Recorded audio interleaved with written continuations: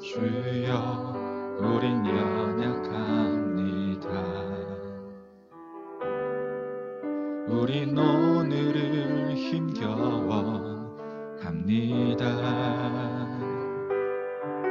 주 뜻 이루며 살기에 부족합니다. 우린 연약함. 주여 우린 넘어집니다. 주여 우린 넘어집니다.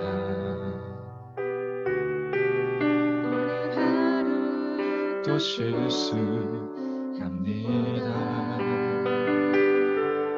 주의 그 길을 구하는 죄인입니다. 우리 주만 바라봅니다. 한번 해볼까요? 주여 우린 연약합니다. 우린 오늘을 힘겨워 합니다. 주 뜻 이루며 살기에 부족합니다. 우린 연약함. 한없는 주님의 은혜, 한없는 주님의 은혜, 온 세상 위에 넘칩니다. 버릴 수 없는 주 영광, 온 땅 위에 충만합니다. 주님만이 기오니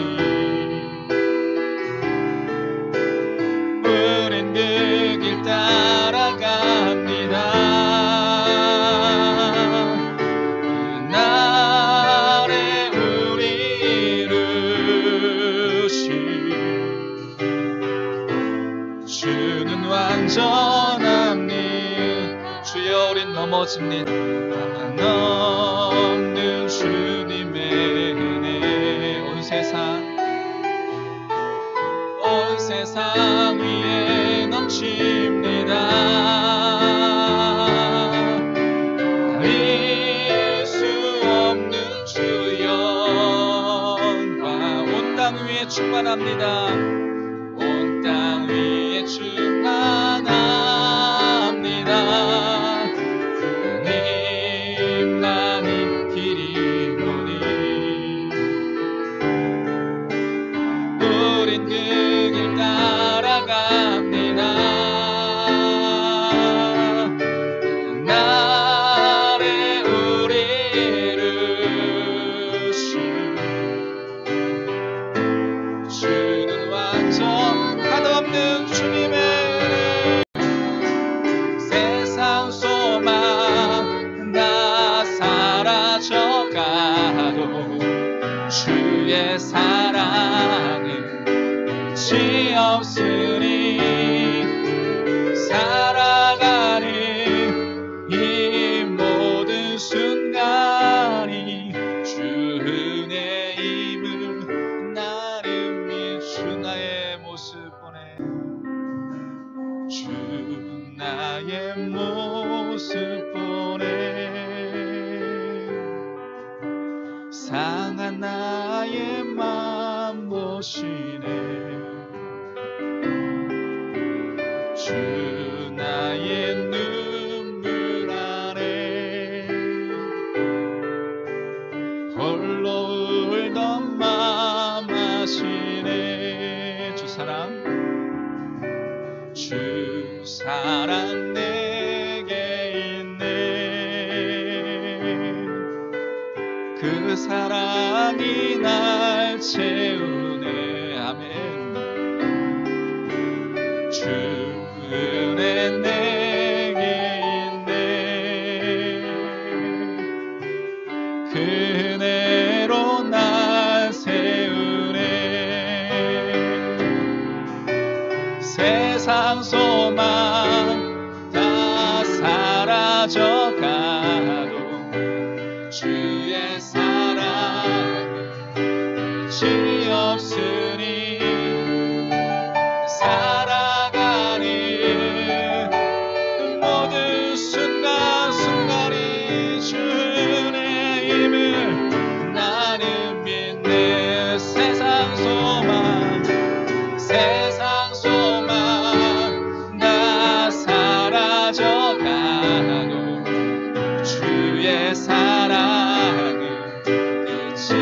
네, 그렇습니다.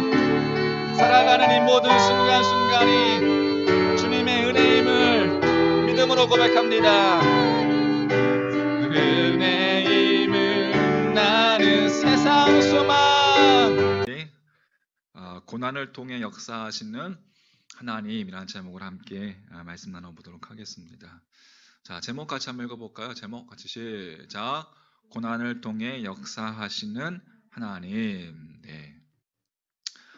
자, 오늘 전도서 말씀을 읽었는데 솔로몬은 이 전도서 1장부터 쭉 10장까지의 삶을 보면 10장까지의 삶을 허무라고 그렇게 이야기했습니다. 뭐 재물, 권력, 명예, 뭐 등등 쾌락 모두 다 누려봤지만 다 허무하다는 거예요. 그래서 이 전도서 앞부분만 살펴보면 굉장히 허무주의처럼 그렇게 보이기도 합니다. 하지만 전도서 이 결론 부분에 해당되는 이제 11장, 이제 12장에 와서 내용이 달라지는 것을 볼 수가 있어요. 솔로몬은 여기서 자신의 눈이 아닌 하나님의 눈으로 세상을 바라볼 때에 자신의 눈이 아니라 하나님의 눈으로, 하나님의 관점으로 바라보고 있다는 거예요. 다시 말해서 하나님이라는 안경을 통해서 세상을 보니까 모든 것이 달라졌다는 것입니다. 우리가 이 전도서에서 배워야 할 것이 바로 그겁니다. 솔로몬에게서 배워야 할 것이 그거예요. 하나님의 시각으로, 하나님의 눈으로 세상을 바라보고 이웃을 바라보고 주변을 바라보고, 인간의 눈으로 보면 1장부터 10장까지 허무밖에 보이지 않지만 동일한 세상도 하나님의 시각으로 보면 달라진다는 것입니다. 할렐루야. 부한 것도 하나님의 시각으로 바라보면 이 부가 하나님의 영광을 위해서 값진 도구로 사용될 수 있고, 재능도 마찬가지. 하나님의 시각으로 바라보면 하나님의 뜻대로 사용되기만 하면 열매를 맺을 수가 있다는 것입니다. 즉 하나님의 시각으로 보니까 허무주의는 사라지고 충만한 사명자의 모습으로 변화된다는 거예요. 할렐루야. 여러분, 하나님의 시각으로 여러분 자신을 바라보십시오. 하나님의 눈으로 바라볼 때 연약하지만 마른 막대기도 하나님의 손에 들리면 하나님의 영광을 위해서 쓰임받는 막대기가 되는 것처럼, 연약하고 부족하고 늘 쓰러져 넘어지지만 우리의 연약한 있는 모습 그대로 하나님의 손에 붙들리면 충만한 사명자로 변화될 줄 믿습니다. 솔로몬이 깨달은 것이 바로 그거예요. 자신이 별거 아닌 줄 알고 대단한 존재가 아닌 줄 알았습니다. 부도 있고 지혜도 있고 또 세상은 다 누려봤기 때문에 그저 그렇고 인생은 권태로웠습니다. 그러나 하나님께서 주신 그 지혜와 그 부를 자신의 시각이 아닌 하나님의 시각으로 보니까 거기에 큰 의미가 숨겨져 있는 것을 발견하게 된 것입니다.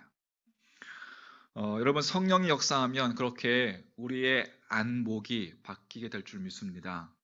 성령 충만하십시오. 할렐루야.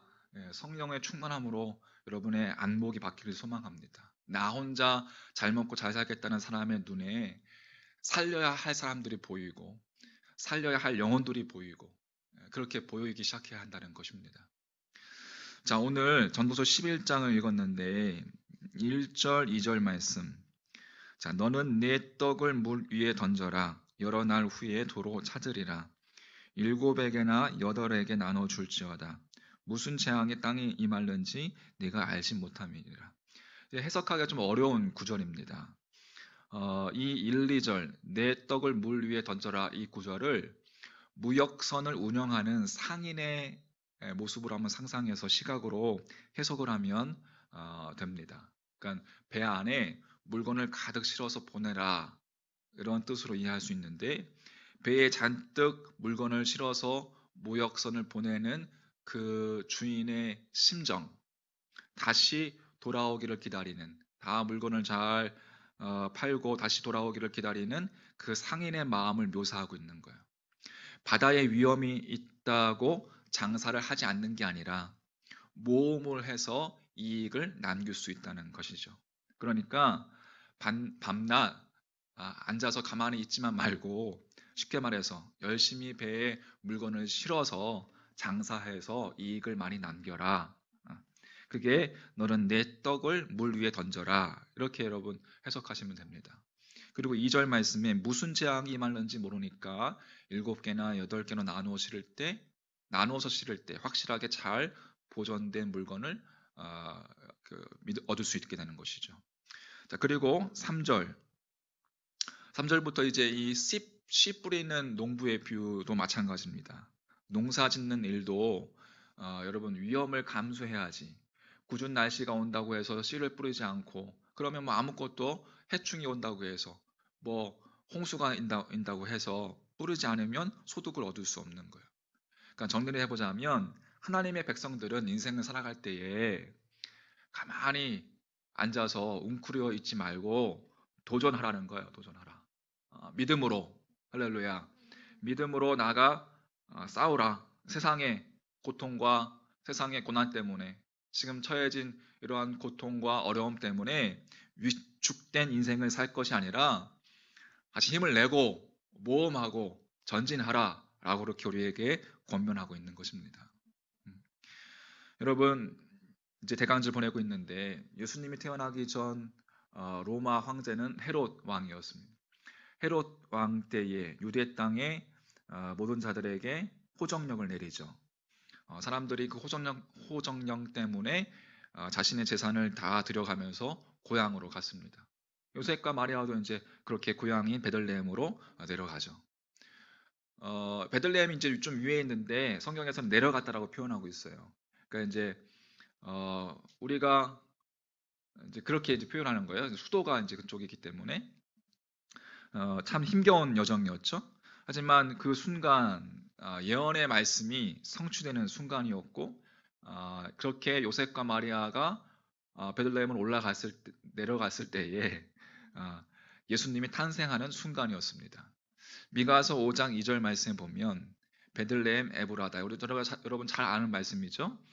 베들레헴 에브라다야, 너는 유다 족속 중에 작을지라도 이스라엘을 다스릴 자가 내게서 내게 나올 것이라. 그의 근본은 상고에 영원에 있느니라. 그러니까 하나님은 고난, 어려움이라는 환경을 통해서 하나님 당신 자신의 뜻을 이루어 가신다는 거예요. 그러니까 믿음의 사람들에게 있어서는 우리에게 다가오는 많은 고난들, 환경의 어려움들을 단순하게 그냥 고난, 어려움이라고 생각하면 안 된다는 거예요.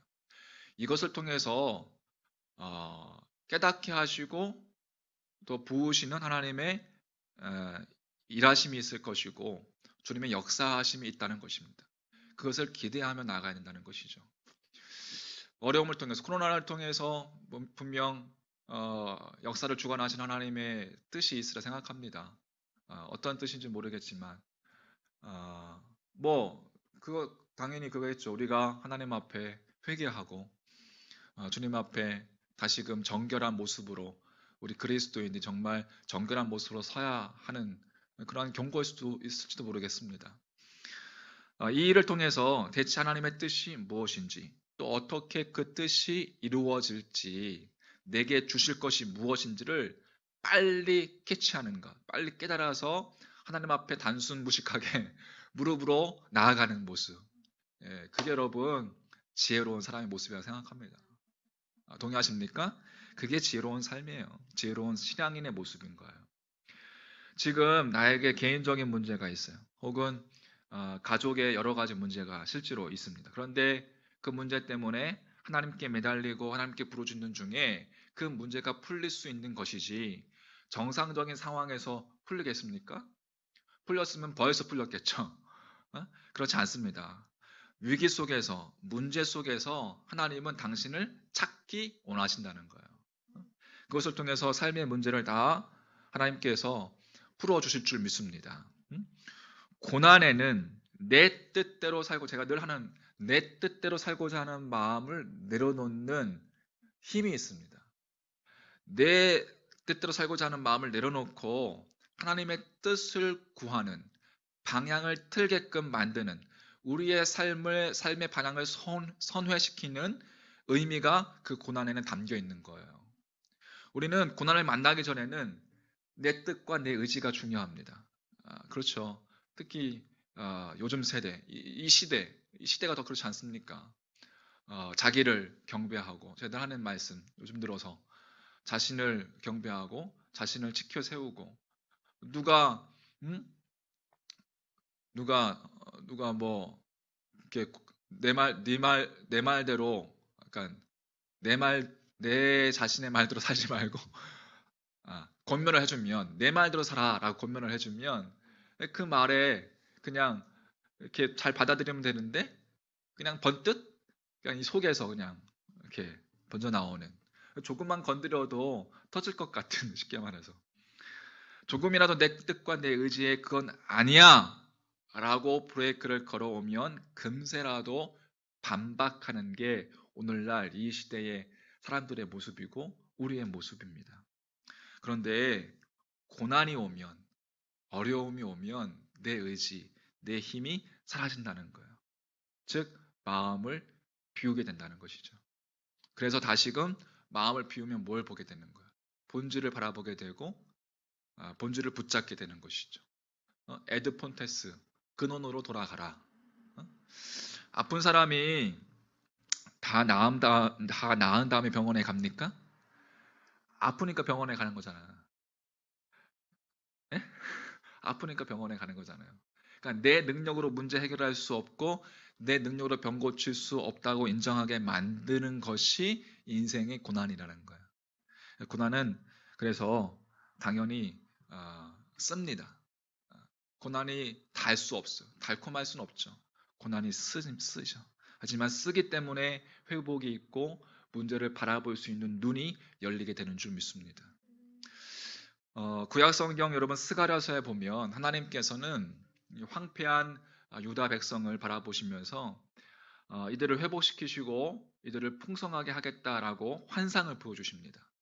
그러니까 세상의 눈으로 보기에는 바벨론 포로로 잡혀가서 그냥 그렇게 사는 것이 포로로 생활하는 것이 그냥 쉬워 보이고 그게 안전하고 쉬워 보이지만 하나님께서는 지금 폐허가 된 그 예루살렘으로 다시금 돌아가라고 말씀하시는 거예요. 환상을 보이면서 그 길이 가장 너희가 살 길이다. 다시금 돌아가는 것. 하나님께서 그렇게 말씀하셨어요. 그렇게 말씀하시면 되는 겁니다. 하나님께서 말씀하시면 되는 거예요. 그 스가랴의 환상 속에서 하나님께서 말씀하셨어요. 자, 스가랴 한번 볼게요. 스가랴서 학계 다음에 있죠. 스가랴 1장 17절 말씀.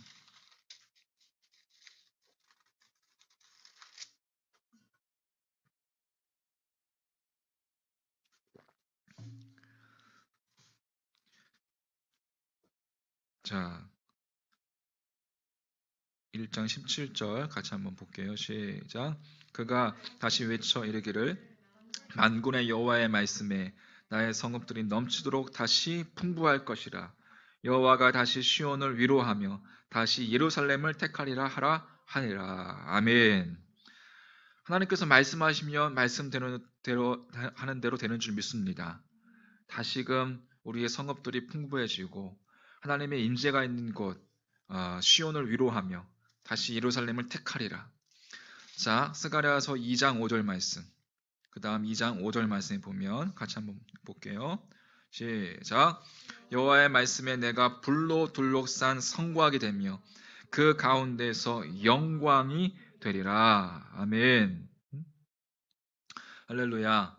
처한 상황과 환경은 무슨 영광이 드러나겠습니까?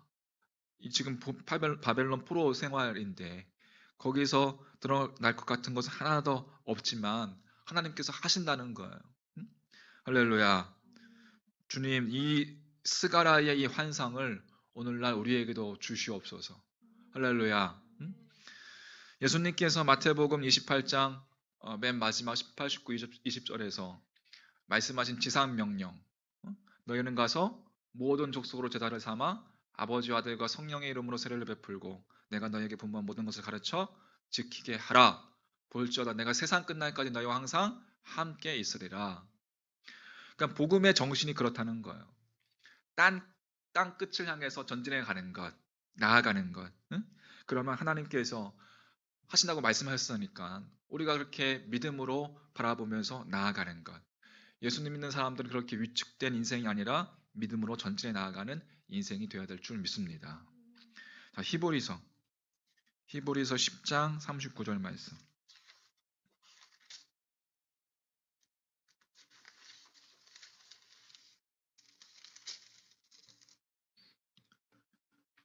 자, 히브리서 10장 39절 말씀 시작. 우리는 뒤로 물러가 멸망할 자가 아니요 오직 영혼을 구원함에 이르는 믿음을 가진 자니라. 아멘. 이 말씀 여러분과 저의 말씀 되기를 주의 이름으로 축원합니다. 그렇습니다. 우리는 뒤로 물러가 옛날 성경 침륜에 빠질 자가 아니다. 오직 영혼을 구원함에 이르는 믿음을 가진 자다.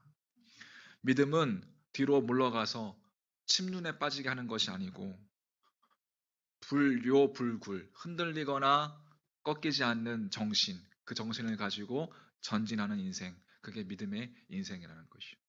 하나님의 말씀을 들고 땅을 정복하는 믿음으로 복음을 들고 나아가는 여러분과 저의 모습 되기를 주의 이름으로 간절히 축복합니다. 자, 정리해 볼게요. 하나님의 시각을 가지고 믿음으로 사는 자가 되십시오. 내 시각을 내려놓고 잠잠히 내 뜻과 내 시각을 내려놓고 하나님의 시각으로 나를 바라보고 환경을 바라보고 상황을 바라보고 우리 인생에 있어서 고난과 실패를 두려워하지 말고 믿음으로 전진해 나아가시기를 바랍니다. 어려운 역경과 고난을 통해서도 하나님은 역사하시는 하나님이신 줄 믿습니다. 하나님은 내 고집, 내 능력, 내 문제 다 내려놓고 우리가 하나님의 본질을 붙들고 뒤로 물러가는 자가 아니라, 그죠? 침륜에 빠지는 자가 아니라 믿음으로 우리가 처한 상황과 환경 속에서도 하나님의 뜻을 이루어가는 사람, 그게 하나님의 백성, 그리스도인의 모습인 거예요. 고난을 통해 역사하시는 하나님, 그 하나님이 우리의 하나님, 나의 하나님인 줄 믿습니다. 스가랴의 환상, 주여 다시금 풍부하게 하시고 다시금 우리를 세워주시고 주의 성령의 불로 둘러싼 성곽이 우리 가운데서 영광이 되리라. 이 놀라운 환상이 하나님 우리에게도 허락하여 주시옵소서. 여러분 심령 가운데 성령의 불이 여러분을 감싸고 계시는 줄 믿습니다. 그 감싸고 계신 성령의 불을 의지해서 여러분 안에 있는 모든 깨어진 죄악들과 깨어진 부분들 다 불태워버리고 오직 하나님께 영광이 되리라. 할렐루야. 영광이 되는 여러분과 저의 삶이 되기를 주의 이름으로 다시 한번 간절히 축원합니다.